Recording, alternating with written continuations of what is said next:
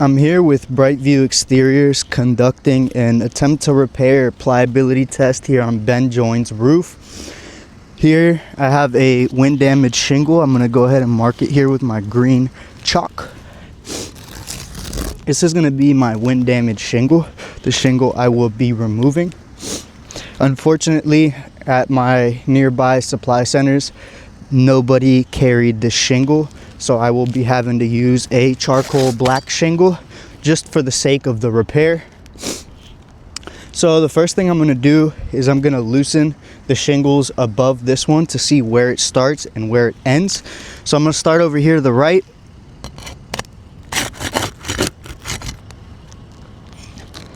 Shingle starts here. I'm going to mark it with my white chalk. Shingle starts here. So then I'm going to go, in this case it's going to be 4 across because this one's halfway under there. So we're going to go 1, 2, 3. So my shingle ends here.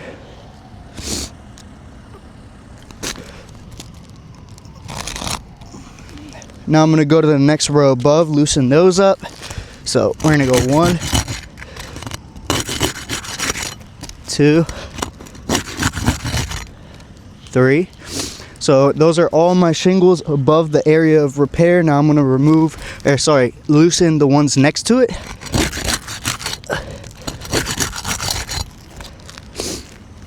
So now all of my shingles have been loosened. Now what I'm going to do is I'm going to mark my area of repair with this white chalk. You can already see some granules shaking off of it.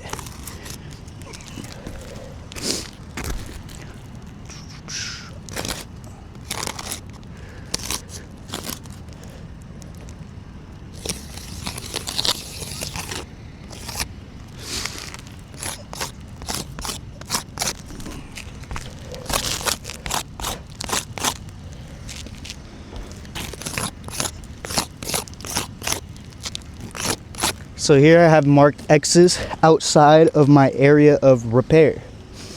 Now what I'm going to do is I'm going to grab my flat bar and we're going to begin removing these nails. Let me make sure you guys are still within frame. Yes. Nothing really has occurred. If anything occurs, I'll bring the camera closer and I'll show it. So we're going to start on this first row below. We're going to start removing these shingles.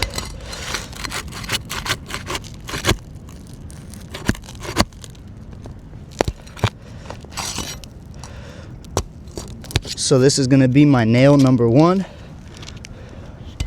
on our tab number 1. Now we're going to go over here.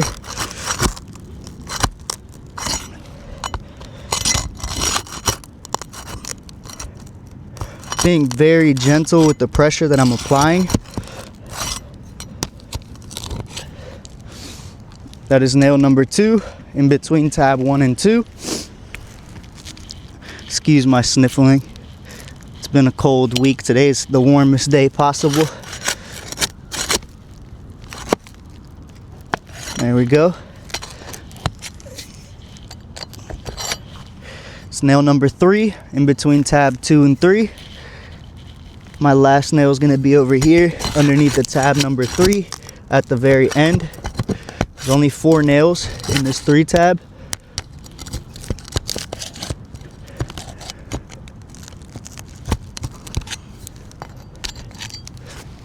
Here we go. Now I'm going to go to the next row above.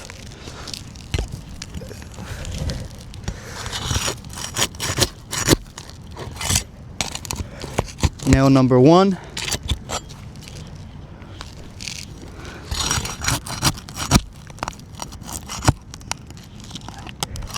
So right here, I'm going to leave my flat bar in there so you guys can see it. But this is very common on these 3 tab shingles when you go up underneath to remove the nails.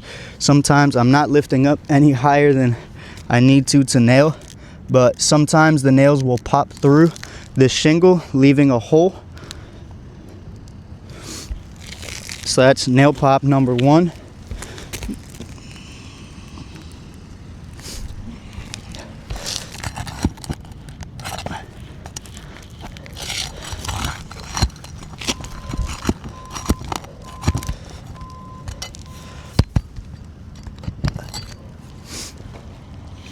That's nail number 1 on the final row. Actually, nail number 2, my apologies.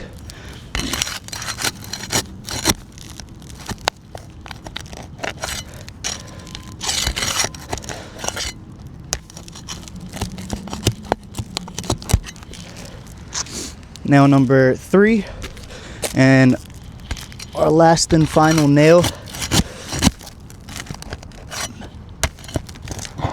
This is nail number 4. I am seeing some granules jump off when I'm manipulating this shingle. So now we're gonna remove this shingle.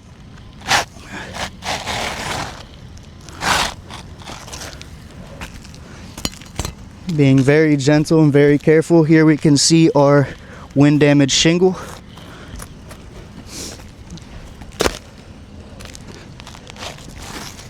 Now, unfortunately, like I said, I could not get this exact shingle anywhere near me, so I am using the black shingle instead.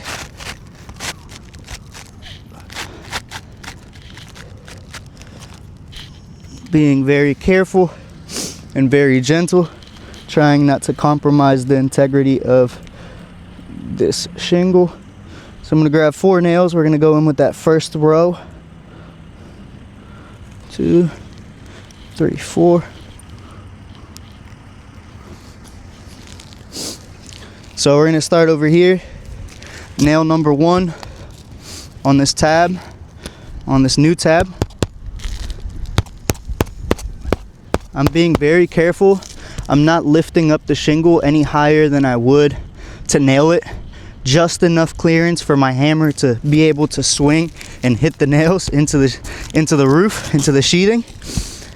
And it also helps that whenever I lift this shingle, the ones above are coming loose with it. So there's not that much tension on the shingle right now. So this is nail number 2 under tab number 2. Or in between tab number 1 and 2. Now we're gonna go nail number 3.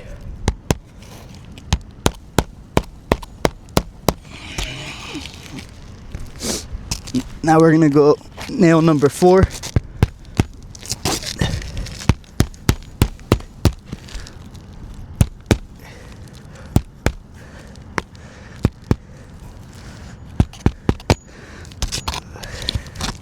Sorry, this is a siding nail.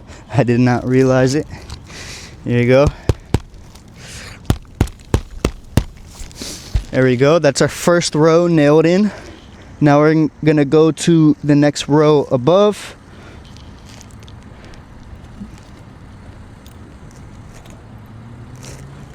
Grab another 4 nails. This one's gonna be 5, but I'll start with 4 now.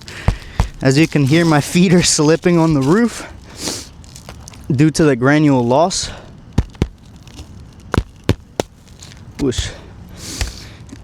I did hit the shingle with the hammer a little bit just on this outer edge.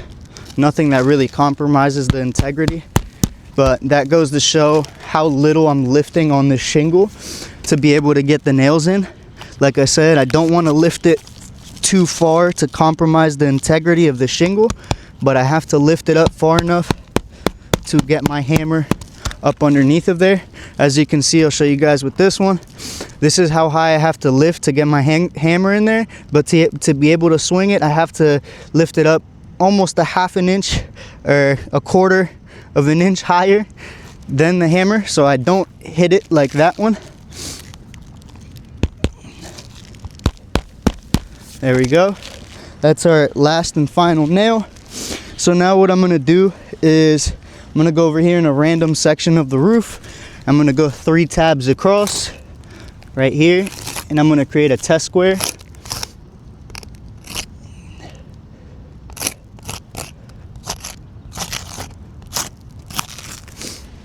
It's hard to see this white chalk, but it will have to do. So here we have my test square. Now I'm gonna go to my actual square here where I am doing my repair, and I am going to number my tabs. So we'll start over here since we called this one tab number 1 already.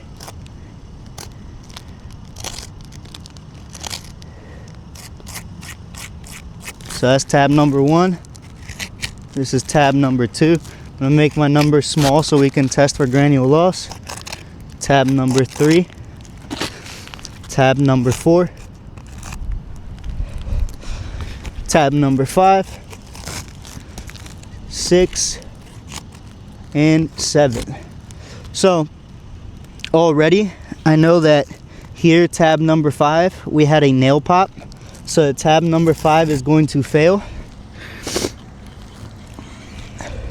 Now what we're gonna do is we're gonna test for granule loss. So I'm gonna grab my little handy dandy paintbrush just so I can be extra gentle with this shingle. So tab number 1 looks good in the aspect of granule loss. We see some damage here, some granule loss on tab number 2.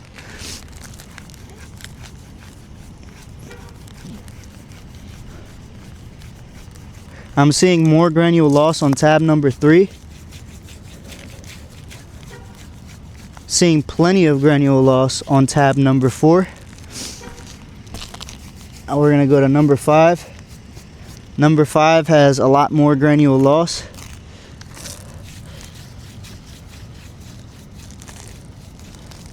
Tab number 6 as well. And tab number 7 also has granule loss. I'll get a close up here in a second.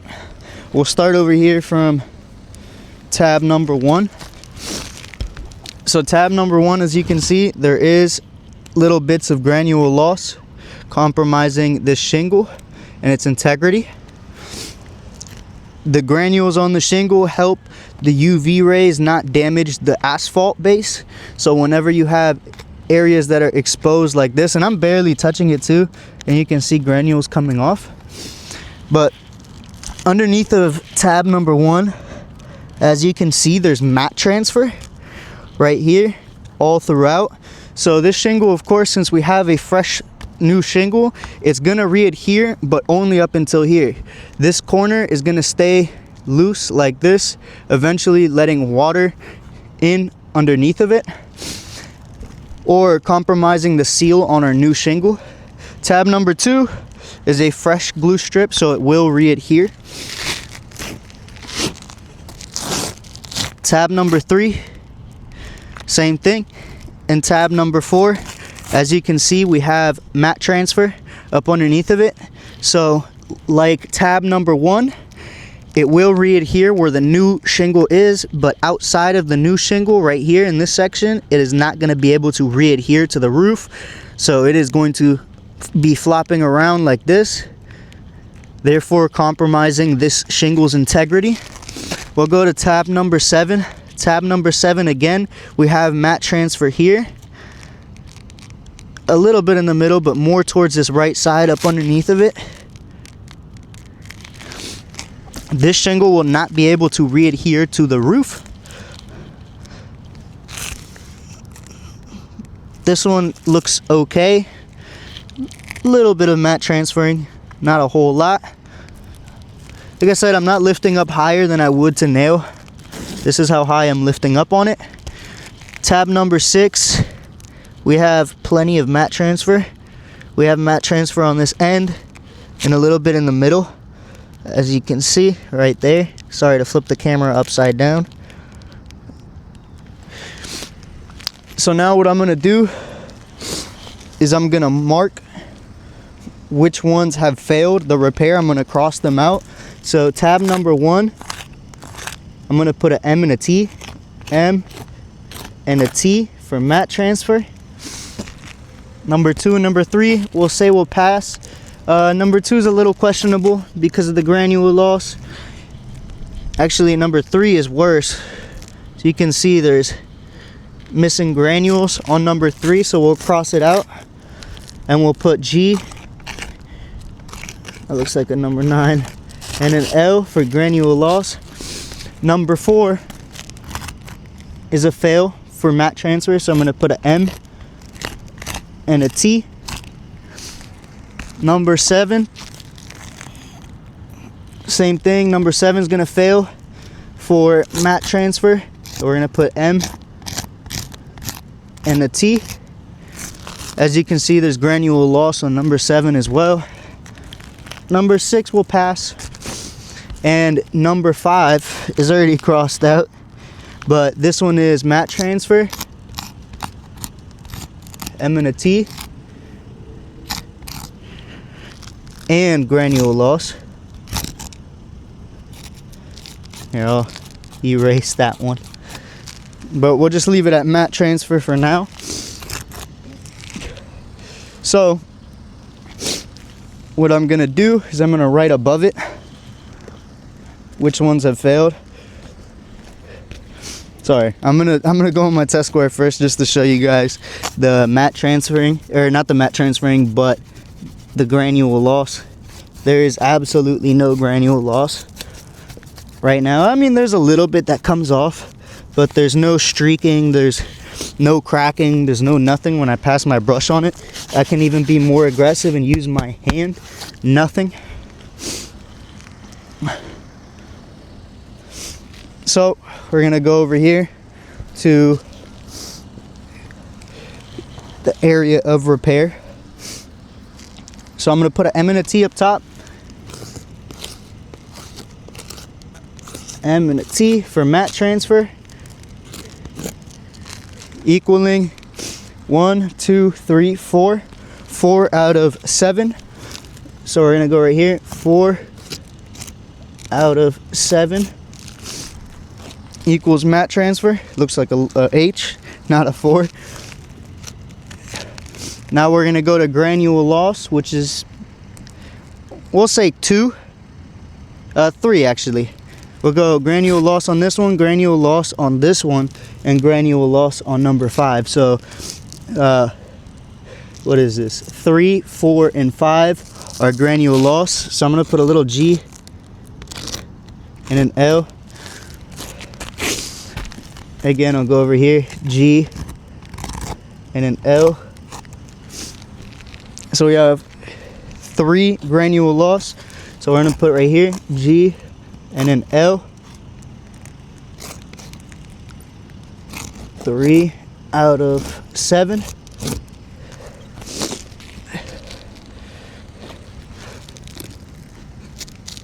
Sorry, it's kind of hard to write with this chunky chalk, but it's the only ones I have left. So totaling this repair, I'm seeing more than 50% of the shingles that were manipulated have failed.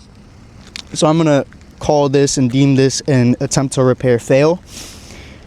Like I said, most of these shingles that have mat transfer, once this glue strip is broken on these 3 tabs, 85% of the time they won't re-adhere.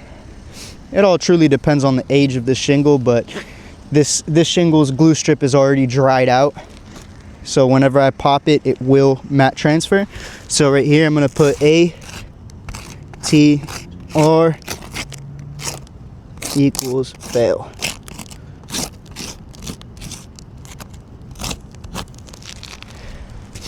There we go. Yet again, here's our test square. No granule loss on our test squares. The shingles that were manipulated all have granule loss.